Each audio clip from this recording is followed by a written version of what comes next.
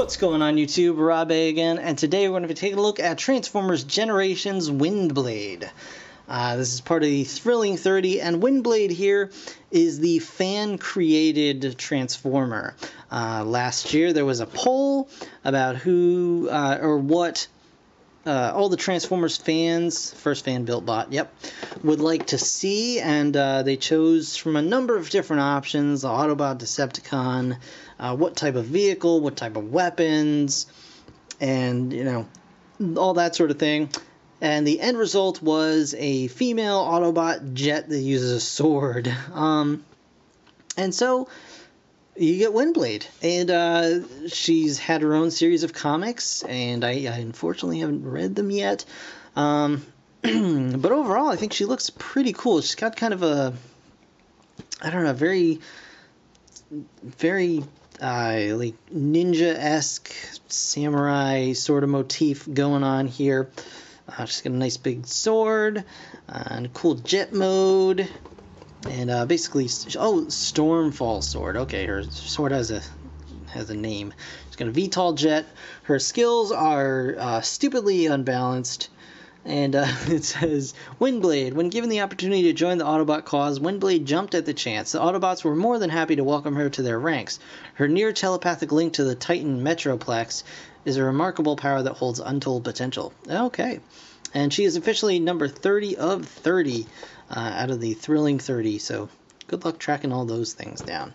But anyway, here she is in the package. Let's see what she looks like out of the package. Alright guys, here is Windblade in her VTOL jet mode, and yeah, it's a thing. So yeah, it's a very fidgety, very temperamental, and very, using the term loosely, sort of vehicle mode, if you know what I mean. So you can see here, I've actually attached her sword, which does, well, it really adds a lot of lump to the bump there, but it does help to kind of give the illusion that there's something more inside there, because if you remove the sword, you've just got, hello, you've got a hole in the middle of the jet, and I don't really think that's as aerodynamic as they may have hoped. But I mean, like, from the front and from, you know, the sides, it looks okay. It's not bad. It's just kind of, I don't know. They obviously designed the robot first, and then we're like, oh, how, it's gotta be, how do we feel, you can, oh, sword, put a sword, yep, perfect, look at that, perfect, nailed it. So yeah, that's her jet mode. This, the sword does store underneath there, and you can see it adds like another little, kind of thing, which it doesn't at all need, because it's not a helicopter, but it also sticks out just a little bit too far, like a little bit too low, that the landing gear doesn't actually touch the ground. But you can remove that, and it does have landing gear. These two in the back are fixed, but this one in the front can actually fold up like that, and you can see there's a post here, or a little hole that, do I have any action stages? Not handy, I don't. But you can attach these to a Tamashii action stage to have her held up, which I think is a pretty awesome idea, and it's been kind of going on through the majority of the new Transformers. I believe all the Age of Extinction figures have these as well. So that's really cool. So yeah, really nice for that. And yeah, so it's a vehicle mode. You can see the VTOL engines can rotate forward, and that's pretty neat. I do like that. Other than that, there's not really a whole lot going on here. It has just feet sticking up off the top. It would have been cool if they like just redesigned her feet to, or you know what? Either redesign her feet to look more like fins, like they belong on there. Just make them a little thinner, a little longer, or just have the feet fold down because there's like an open kind of empty spot where it's supposed to give the illusion that these are flaps that are opened, but since you can't close them, the illusion gets ruined pretty quickly. And also, if you tap that, it doesn't lock in anywhere, so it tends to flop up. But yeah, so not the greatest vehicle mode in the universe, but transformation is also kind of fidgety. So you want to just unpeg the arms, okay? Lift them up kind of out of the way a little bit here. Oh, sorry, you want to unpeg the tail fins, because the tail fins and the wings are all one large piece. Just flip those up like so. Now you can pull the arms out to the sides. Come on, there we go. Just get these little bits kind of down or out of the way, or wherever you want to put them. You can adjust them to your liking. Just flip the waist around. We'll get the legs done out of the way here. So you want to just take the tail fins, or the rear fins, and just turn them around like so, and then put that bit down. So turn them around. Oh, I'm doing it wrong. I do it wrong every time. Nope. Yep, nope, yep, yeah, okay, like that. And then bring the shins down and just kind of put them, they don't really, they have like a little tab here that's supposed to tab in there, but it's not very secure. And that's her foot. She's got kind of a high heel thing going on. But this thing does not even soft lock into place. So you got to be careful because it will just kind of flop forward, and then you won't have any stability back there. They could have had these, you know, the tail fins like fold down or something to kind of add more stability, but whatevers. There you go. So like that. There you have her legs. Next, you want to come back here. Just fold the whole front of the jet back like so. Fold the chest down so you can get her head out, and then just fold it all back, and then bring her arms up and just kind of snap those into place. And I say snap, I mean just kinda, because they don't really lock either. Now her wings, they just kind of stick out, but you can fold them back and kind of get them like up.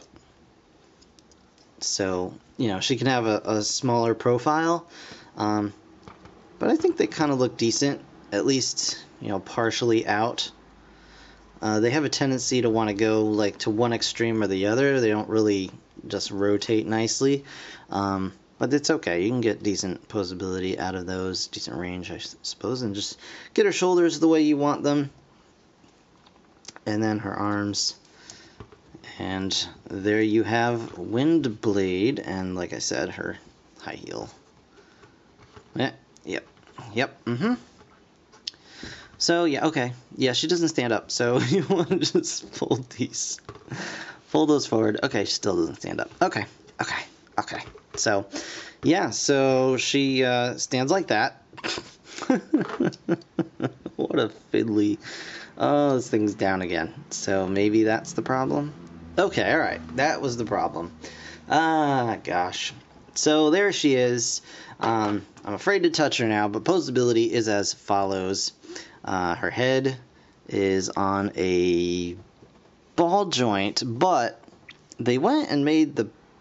I'll wait till that focuses. They went and made the back of her head, so, like, the shape of the back of her head, so that it doesn't really go back. So you can get her head back, but it'll move her entire like neck assembly, which is whatever, it's fine I guess, but you can't do it to the side, so it really limits her head rotation. They could have just left that with like, you know, a more round shape, and it would have done wonders for articulation for her head. But her face looks really, really nice. I love the sculpt. I love the paint. You can also remove this little fan from the back of her head. Maybe, supposedly. It's the rumors. There we go. So you can remove that fan, and I really, really like this fan. It's kind of etched on this side. It's molded on this side, and the other side is just clear with a little bit of molding in it. It's molded on both sides, but this side is clear, so it's got a really nice effect to it. And you can just stick that in her hand, and so she can fan herself. So yeah, you got that going on. Shoulders go up, go down, go all the way around. She's got a nice range of motion in her arms. Bicep swivel, elbow swivel. She's got wrist swivels as well. She's got the waist. She's got hip ball joints. She's got thigh rotation, which is kind of limited just by the design of her thighs. She's got some knees going on there. Feet don't do a dang thing, except fall down and get weird. Yeah, but I mean, the problem is she looks cool. She looks really cool. I like the look. I really like the design. I just wish they had spent a little more time like working out the details and giving us like a really good solid figure that, you know, we designed. Like, you know, here's your figure, be proud of it, you designed it, but or you chose it, I guess would be more apt. But she does have the sword as well.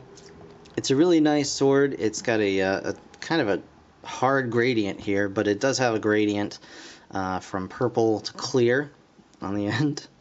Oh, it disappears like magic. Oh, there it is. Oh, and she can hold that in her hand as well. She can also hold on to the, it's a 5mm port on the scabbard here, which is cool. It doesn't have anywhere to plug into on her back, unfortunately. They could have at least had like something, a peg that would fit into that, but no, so she can't have this on her back. But she can have it on her hip. It does have these two tabs, so you can tab it into her hip, or possibly even higher. No, it won't fit in that one, but it can fit in there. It's not a very tight connection, but it does go in there, and it will stay as long as you don't move it around and, you know, accidentally knock it while you're endlessly trying to fix her stupid heels. Oh my gosh, these flippin' heels. Yeah. Find your center, Rob. Find your center. Oh, there it goes. Okay. So, there it is. I think I've talked about everything because it's a little distracting having to fix her every 5 seconds. But she is really cool looking, and that is the biggest shame of all. It's like we can't get everything at once, and it's so sad. But she does look really, really nice. And here she is, just a quick size comparison with a Viacon. You can see she's also pretty short, being a female character. You know, it's good to have that little bit of height difference, just kind of make it look cool. But she's nice and lithe looking. She looks very, very powerful.